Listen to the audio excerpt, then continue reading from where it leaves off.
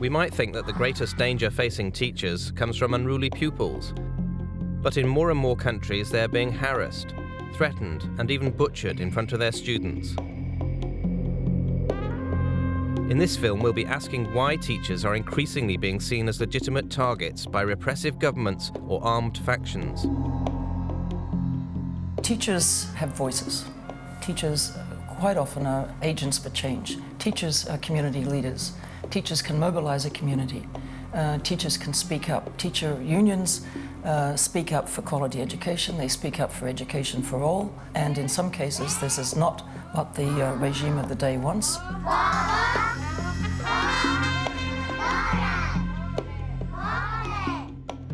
I'm Brendan O'Malley, and as international editor of the TES and in other roles in journalism, I've been writing about education for more than 20 years. And the most chilling, shocking trend I've discovered is that increasingly around the world, teachers are being singled out for murder, torture, imprisonment by rebels and regimes.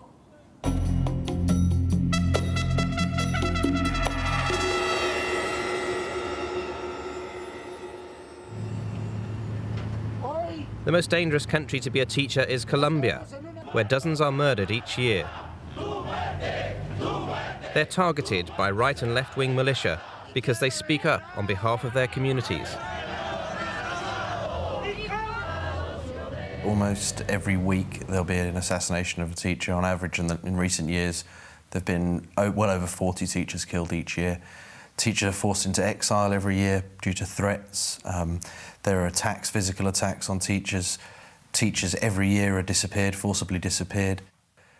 The majority of murders of teachers occur in rural areas, and in small towns in the Colombian countryside, teachers are, in many cases, the majority, I'd say, they're the only people with a university education. They're the only people who've lived in a city for some period of their lives.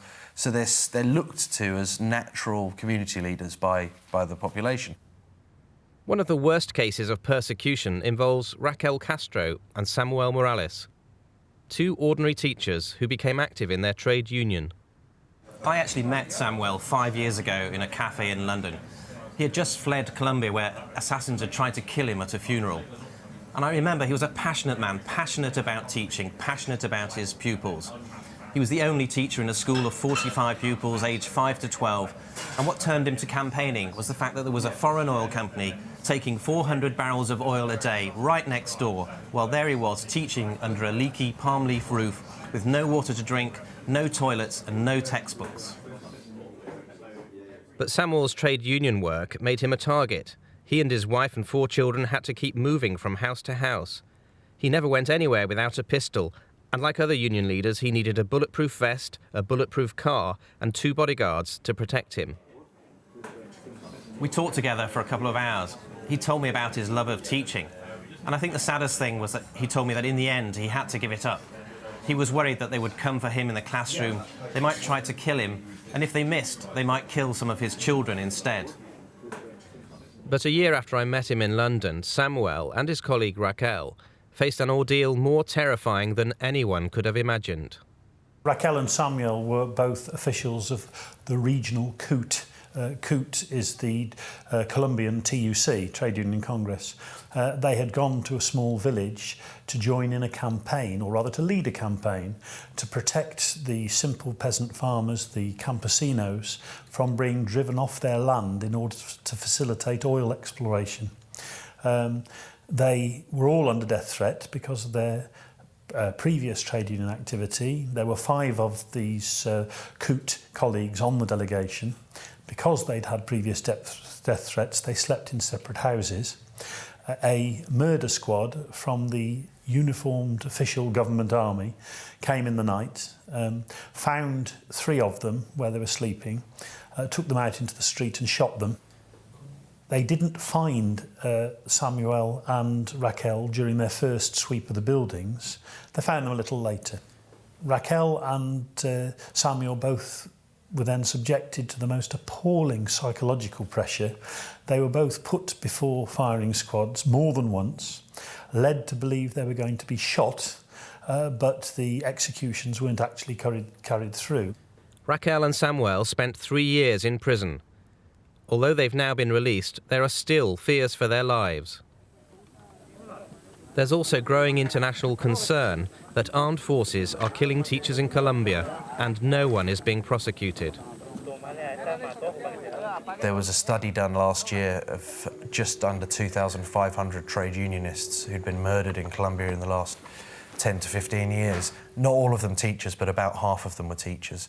And they found that of all those 2,500 cases, there'd been only 2 convictions. Neither of those cases were of murdered teachers. So fundamentally, you can kill a teacher in Colombia and you can get away with it because the state doesn't pursue people, doesn't make an effort to punish people who are responsible.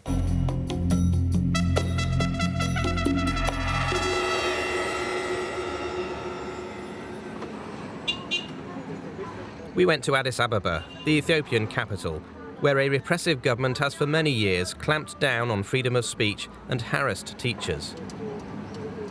The full spectrum of persecution takes place from assassinations all the way through to those who might simply speak out or can make a complaint. They're often dismissed or indeed moved to from a city maybe or a large town to some very remote area. They're regarded as opponents of the government in a situation where peaceful criticism, peaceful opposition receives very little tolerance from the government. And many of the teachers were not members of opposition parties, but were criticising the government over sometimes teaching issues, educational issues, where their meetings were broken up by police. Teachers in Ethiopia, as in other countries, have been victimised because they speak out and stand up for their rights. Teachers are often large in number in countries. Teachers are the most educated section or large section of a population. And they're often strong in their trade unions. Sometimes when governments want to get a particular narrow ideology or to misuse or abuse their schools, teachers will say, no, we're not going to do it that way. The Ethiopian Teachers Association is run by Gamora Kassa. He's clashed repeatedly with the government, which has tried unsuccessfully to close the union down.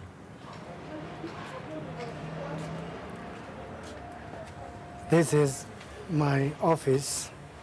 It has been sealed down since April 1993. Now, there was a ceiling here. It stays for years. That's the reason why it faded away. But you can see this is the order of the court, but the order is politically motivated. This is at the door for my assistant secretary. It is also closed down. The government wants to control this organization because they want to make it subservient to the political end of the party in power. Gamora Kassa. Gamora. Nice to meet you again here. Good to see you, Gamora. Steve Sinnott is a frequent visitor to Ethiopia and knows Gamora well. He has just been on an Education International fact-finding mission to Addis Ababa. What teachers know around the world is that the Ethiopia Teachers Association is very, very special indeed.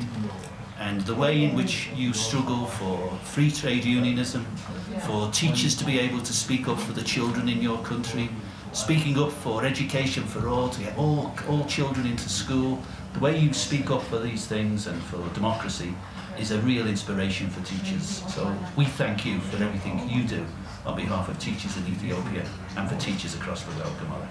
Thank you very much. Thanks. Gamora Kassa, I think, is a very special man, modest man. He's one of the greatest people I've met in my life. Gamora was in exile in this country when his deputy was assassinated by the security forces in Ethiopia. And he returned, putting at risk his own life. It could be imprisonment, it could be disappearance.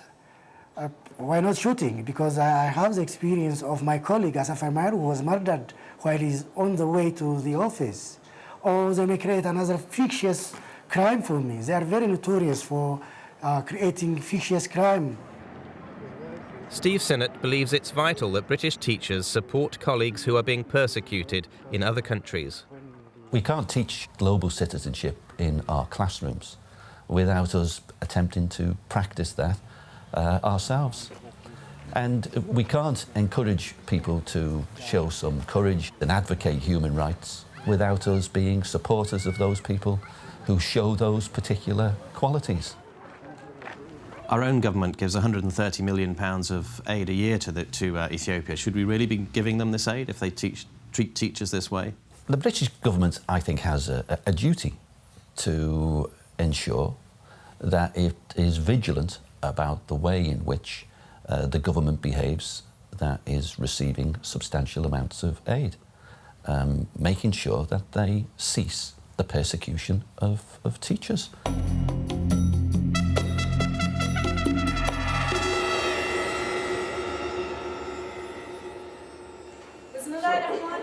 In Afghanistan, the Taliban is threatening and murdering teachers, particularly in girls' schools. It's part of a move to wrest control of whole areas from the government, as Martin Bell, the former MP and BBC correspondent, saw on a recent trip. The threats are delivered, not usually by word of mouth, but by little notes slipped into somebody's house at the dead of night. The target of these letters would not usually be a girl going to school, but a parent, a school governor, a teacher. They are then personally and directly threatened, and sometimes they just think it's too dangerous to continue because there are these physical attacks as well. These are not, nobody's bluffing here. Teachers and education are a key area of conflict in Afghan history. During the Soviet period, teachers were targeted because they were seen to be supporting Soviet ideology. And today we're seeing confrontation between a Western-backed government trying to expand its education system against a resistance group which is concerned about the types of education that are being given to the children and perceive those to be a threat to their own ideology or their own belief system.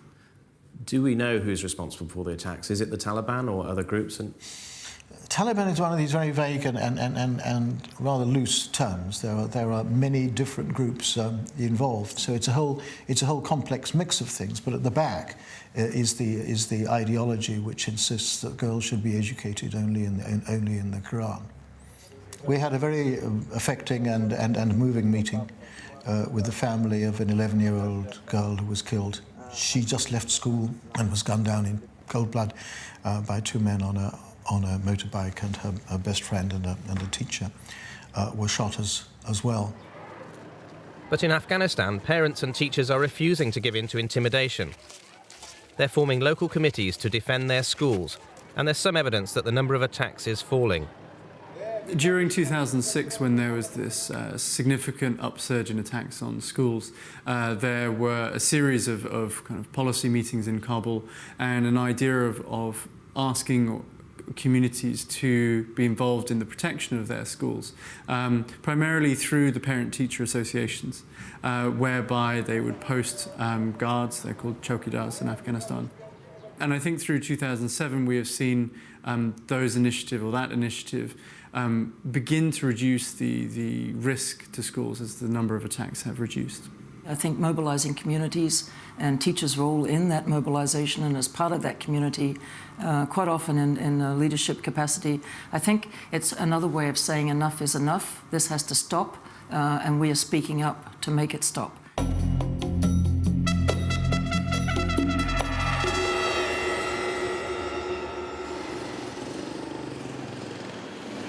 It's not just the war-torn countries we hear about on the news where teachers are being gunned down. Armed police now guard schools in the 3 southernmost provinces of Thailand.